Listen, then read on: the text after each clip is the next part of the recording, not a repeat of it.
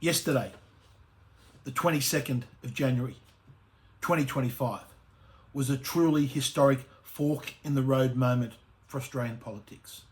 Because yesterday, despite giving the air cover by President Trump in the USA, announcing that the US would withdraw from this farcical Paris Climate Accord, Mr. Peter Dutton, the leader of the Liberal Party, the leader of the official opposition in this country, committed, going to the next election, that the Liberal Party will stay within, I said, this farcical Paris Accord agreement.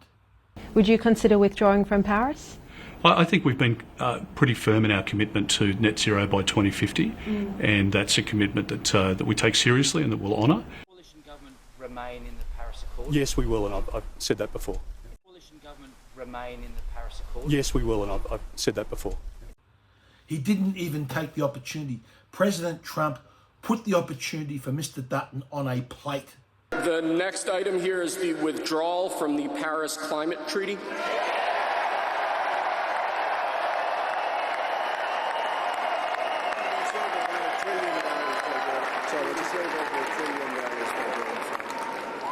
Yes, sir.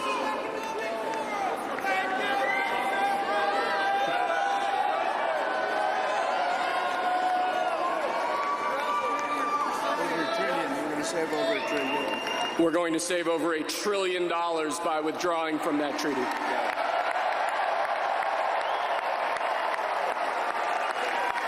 He could have at the very least said, look, we'll review it, we'll look at it, we'll reconsider this in the light of the fact that the USA is pulling out and that China has no commitment under the Paris whatsoever, that it might be a good opportunity for Australia to reconsider our position.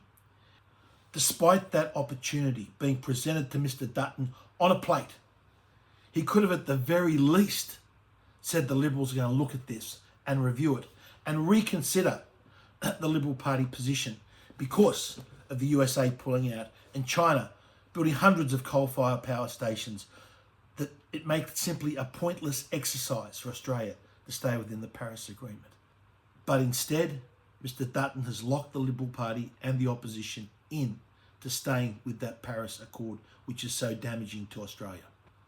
For what this Paris Accord does by Australians so-called signing up to it, it is the Liberal, the Labor Party, the Teals and the Greens telling Australians that we can't use our own coal.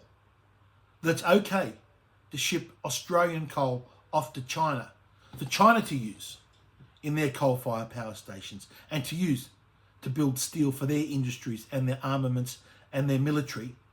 But that same coal, that Australians are prohibited from using it.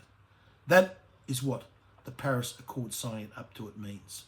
And perhaps Mr. Dutton wants to have a look at the poll on my Twitter account to see how Australians are against this. I ran a poll over the last 24 hours. I had a total of 5,182 people voting on that, and 98.1% of them wanted Australia to exit the Paris Agreement. There was only 1.9% in favour of it. Again, that's out of over 5,000 people. And going back to the history of this, the Liberal Party, even the Liberal Party members of Parliament, were never ever given an opportunity to vote on this. I was there in the party room in 2014 after Tony had won a magnificent landslide victory opposing the carbon tax, where Liberal Party supporters got out and marched in the streets against the carbon tax. When Tony Abbott one day turned up in the party room and announced, without any debate, that Australia and the Liberal Party had signed up to the Paris Accord with a 26 to 28% CO2 emissions reduction of 2025 levels. I was standing next, I can remember sitting next to Angus and asked him, mate, I said, did I miss the debate on this? Did I go out for a bathroom break and somehow I've missed the debate? There was no debate in the party room. It was forced upon us. No debate at all whatsoever. Simply forced upon the party room. We had to accept that. And many of us did with gritted teeth, and even though we continued to argue against it internally. And since Tony Abbott so-called agreed to this Paris Accord, Tony has come out and he has said, he has made it very clear that he said he was misled by government bureaucrats on this. And Tony Abbott himself has been leading the call for Australia to exit this Paris Accord. And Tony has said, in his own words, that sticking with the Paris Accord is lunacy. Well, Tony Abbott is right. He's 100% right. Sticking with this Paris Climate Accord is pointless, costly, and futile. Firstly, it's pointless. Let's just look through the numbers compiled by Bjorn Lomborg. He's calculated, and no one has disputed this is in a peer-reviewed paper, that if every single nation sticks with their so-called Paris promises to the year 2030, that the temperature reduction, the total temperature reduction by 2100, right, would be 0.048 of 1 degree centigrade. So not 0.4, 0.048. That is 1/20th of 1 degree Celsius, if the way that some of these so-called experts calculate that CO2 affects temperature, which is highly disputed by some of the world's leading climate scientists. So even if those that say CO2 affects temperature, every single nation's commitment by 2030 will potentially reduce the world's global climate by 1/20th of 1 degree. And Lomborg further calculated, he said, even if we assume these promises would be extended for another 70 years, he says, and every single nation fulfills every promise by 2030 and continues faithfully until the end of the century. He said, and there's no leakage to non-committed nations, which we're already seeing with China. He says, the entirety of the Paris promises reduce temperature rises by 0.17 of a degree Celsius. That itself is a classic example of something being completely pointless, and that is what Paris is. Secondly, the Paris Agreement is hugely expensive, very costly. We've had the IPA calculate that the cost of the Paris Agreement to Australia out to 2030 alone would be $52 billion. $52 billion cost to the Australian economy. That works out at around $8,566 to every family. How can we have such costs imposed upon Australian families, which is being imposed by the Labor and Liberal Party and the Greens and Teals, of $8,566 for something that achieves nothing? And thirdly, it is completely futile. With the US, the world's largest economy, and China, the world's largest emitter of CO2, pulling out of the Paris Agreement, it is pointless and futile for Australia to be there. Just have a look at the comparisons of the CO2 emissions of Australia compared to China. And you can see China are continuing to roll out hundreds of new coal-fired power stations. Just look at some of these numbers and the data. China, since the Paris Agreement was signed in 2015, China have added another 257 gigawatts of coal-fired power. Now, in comparison, Australia currently has less 21 gigawatts of coal-fired power stations.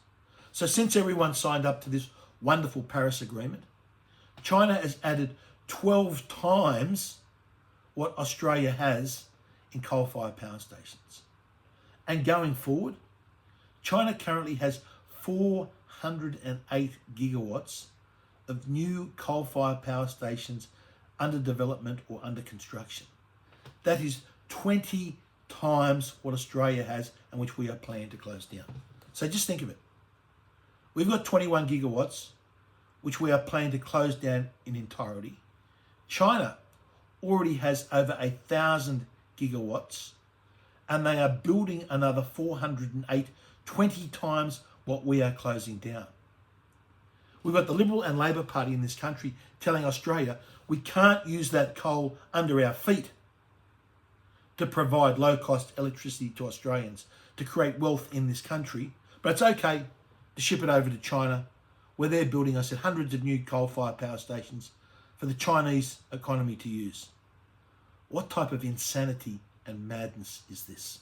So if you are a member of the Liberal Party, you have joined hoisting that white flag. There's a rumour going around that with each new Liberal membership application, they send you a white flag and a signed picture of Klaus and Greta. They may as well, because that's the policy that the Liberal Party is pursuing. Well, there is an alternate at this next election, and that is the Libertarian Party. We are very clear and unequivocal. We say Australia should withdraw from the Paris Agreement and abandon net zero because, as I said, it is pointless, costly and futile. It will damage Australia and simply transfer wealth out of this country to China. And finally, some people have argued, oh, well, I've got to vote for the Liberal Party because we've got to get rid of Albanese. Well, it is true. Albanese has been the worst Prime Minister in this nation's history. He is sending the country backwards. By everything that you can measure, the country is worse off under his leadership. But when you have a preferential voting system, you can send a message. You can put the Libertarians first, and if the Libertarians fall short, as long as you preference the Liberal Party ahead of Labor, Greens or the Teals, your preference flows to the Liberals to ensure that Albanese doesn't get to form government. So just to go along and to vote one for the Liberal Party sends a message that you are happy with Australia staying in this Paris Agreement. You are happy with seeing Australian wealth transferred off to China. You are happy to see that black coal seam that runs down our eastern seaboard, that Australians to be denied access to using it, but it's okay to send it off to China. At this next election, send a message.